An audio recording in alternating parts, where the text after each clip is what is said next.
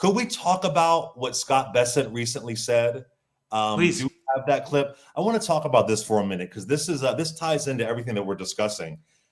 He did an interview about the cuts to Medicaid, and he claims that Americans won't even notice. You won't even notice at all. Listen to this.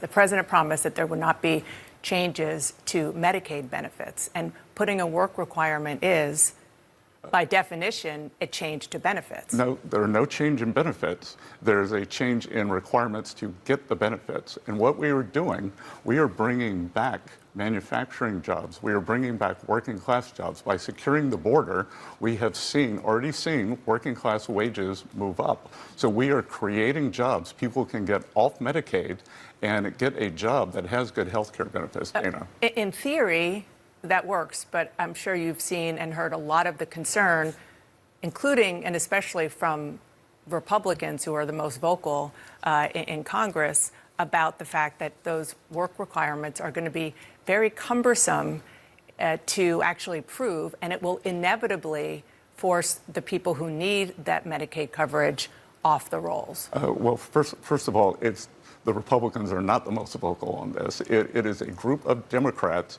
who unfortunately seem to think that poor people are stupid.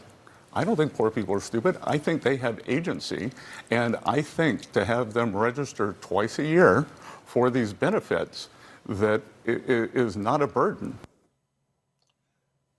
So he says that, he also said that the manufacturing jobs, we're going to give them all these manufacturing jobs, are going to come back. Those manufacturing jobs aren't coming back. Trump, when he left office in 2021, he had lost 178,000 manufacturing jobs. They're not coming back. So why don't you bring these so-called manufacturing jobs back before you kick people off of Medicaid? Why don't you start there? Because I was on Medicaid as a kid. I know what it's like. And most folks who are on Medicaid, they're working. But you talk about, and this is the same thing Ronald Reagan did. It's this trickle-down bullshit. We're going to give you all these jobs. You're going to be able to work, as if every job you get is going to give you health insurance. Not every job gives you health insurance, right? Mm-hmm. So it's just cruelty by law. But if you want to do this bullshit, then let's bring the jobs back first and then make your so-called changes to Medicaid. And then the idea of these requirements. Arkansas tried this, and they lost 18,000 folks were kicked off of Medicaid. I believe the ultimate goal is to end any social services. And it's going to hurt their constituents because the jobs aren't there. And they want to convince, we're going to bring all these manufacturing jobs back. Well, how are you going to do that with all these damn tariffs?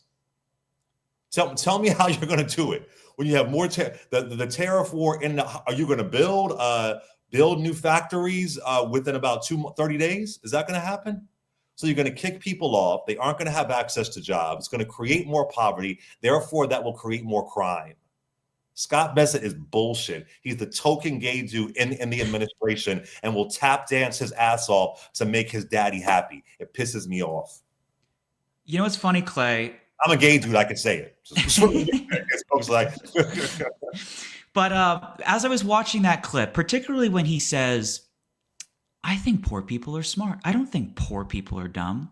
You know what came to mind for me is how one of the reigning themes of MAGA is speaking in defense of everyday Americans, but not being able to mask your dripping condescension, right, your outright disrespect, and in some cases hatred for them. I think we can all think back to, I believe it was prior to even Trump 1.0, he was still on the campaign trail, and he said, the president on the campaign stage, I love the poorly educated. Yes.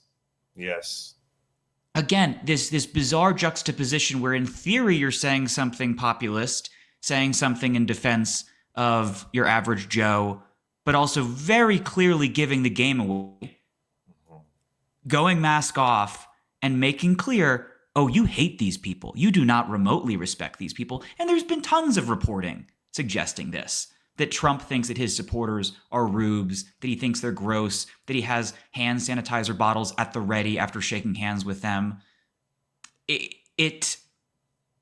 it's so very frustrating because as you alluded to, Clay, overwhelmingly, disproportionately, it's white rural voters who are going to be most impacted by this big bullshit bill. It's their hospitals that are going to close. It's their children and their parents who are going to be kicked off of healthcare. But white supremacy is one hell of a drug. It is. And the majority of people on social services happen to be white, even per capita, you know?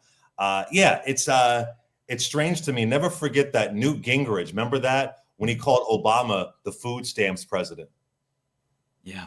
And here's the other thing. This is a long time in the making.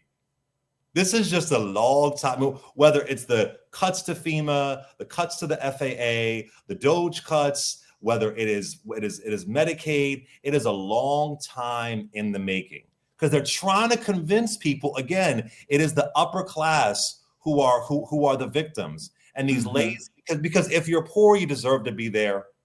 If you don't have a good enough job, you just didn't work hard enough. Yep. You know, if you don't have Medicaid and your kids are starving, it's just because you're lazy and you're shiftless. That's what it is. But Trump is going to bring back all your manufacturing jobs. As when you go to a grocery store, the majority of us, what do you see? You see AI. Yep. I used to be a cashier at ShopRite back in the day. You see about 3-4 cashiers, and all you see is self-service. What I would like to see us invest in, which the Biden-Harris administration tried to do, invest in the future. Yep. Remember when Trump was saying he's going to bring back coal mining jobs? Do you recall that? He said he's going to bring back coal. Where are the coal mining jobs, bro? Show me where the coal mining jobs are. Like, they're lying to your face. They're telling you all this bullshit, and people believe it. And then I got to say this too, Peter. I'm watching TV on Sunday, just chilling. And I saw so many ads on television thanking Trump for the big, beautiful bill. Thank you, Mr. President. Thank you. This is going to bring American prosperity, over and over and over. And then I looked around and I said, well, where the hell are the Democratic ads? Y'all had many, many, many months to prepare for this. Y'all should have had an ad against this big, stupid bill ready to go the minute pen went to paper. What are y'all doing? I appreciate your speeches. That's great.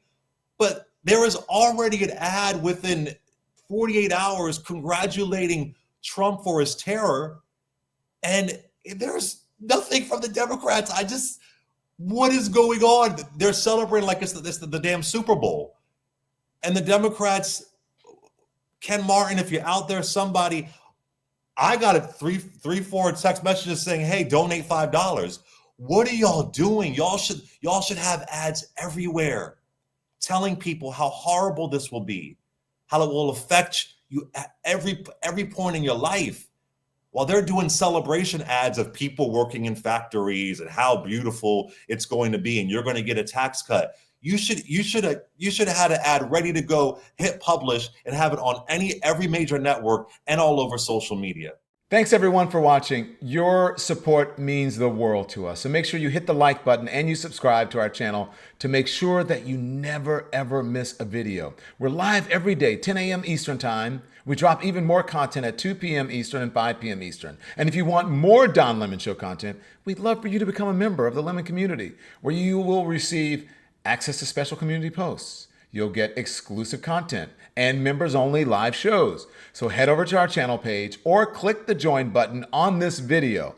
Again, thank you for watching. We appreciate your love and your support, and we will see you next time.